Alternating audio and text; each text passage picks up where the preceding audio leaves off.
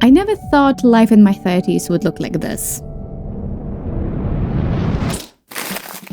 It's not that I did not make Forbes 30 before 30, I don't even have a job, and honestly, I have no idea what I'm doing with my life.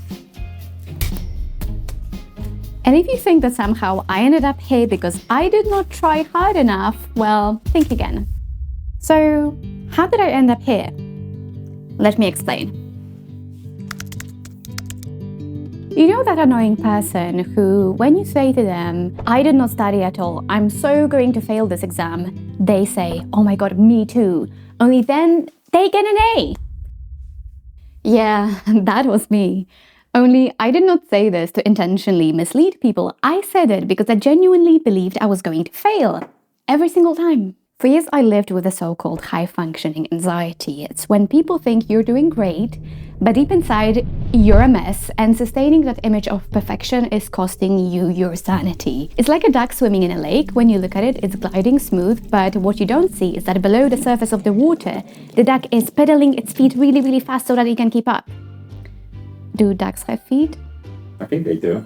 Okay, good. You obsess about everything, you plan everything, you are ready for every hypothetical scenario, including the least likely ones, like what if aliens invaded Earth? If aliens invade Earth, I'm going to tell them that I grew up watching alien movies, which sparked curiosity about their kind. And also I'm a member of numerous Reddit groups where we are obsessed with them.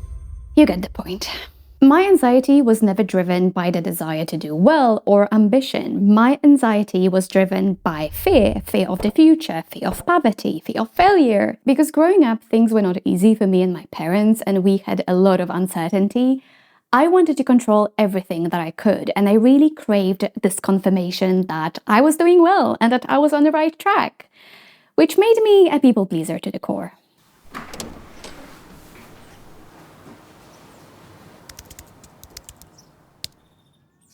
For a very long time, I thought that thinking, what would be my dream job or what would make me happy is a privilege of people who have relatively easy lives, or at least they don't have to worry about basic security. And I still think that to an extent. Anyway, I knew that I had to get a good education, get a good job, pay off my student debt, and live on my own without my parents having to worry about me. And I did all of that, which I'm very proud of. Only strangely, once I got to that safe place and crossed everything off my list, my life started falling apart around me. Back then, I was working for my dream company and supposedly I was doing very well. I think for the first time in my life, I had the headspace to consider how I feel, and I did not like it. I was extremely anxious, extremely stressed. My life felt very empty because I had no clue who I was outside of doing what I was supposed to be doing.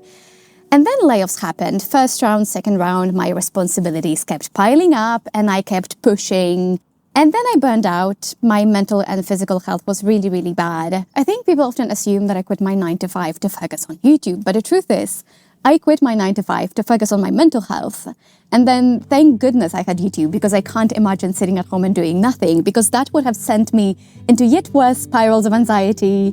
So I don't think I'm exaggerating when I say that YouTube kind of saved my life. And so did you watching this, because you helped me feel less alone and more normal. So thank you so much for being there for me.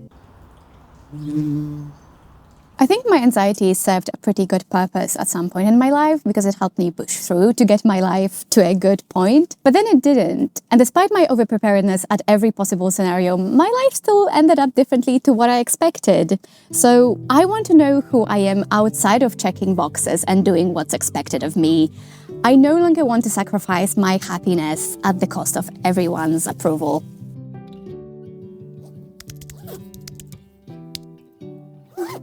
Today, at 32, I'm done playing it safe. I want to try to do the exact opposite of everything I've been doing. I think for way too long, I've been living my life driven by the fear of the future instead of excitement about the future.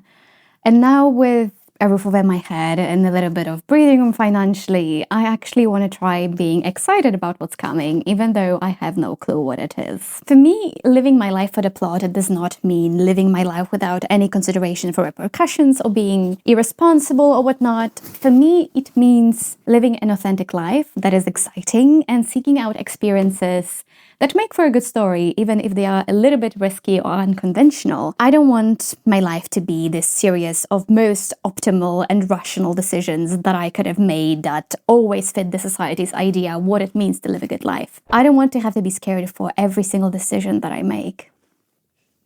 I want to give myself the permission to chase my own version of happiness. And even if I fail at it, I want to see setbacks as opportunities for growth. Messy is good, unpredictable is good, as long as I can laugh about it along the way.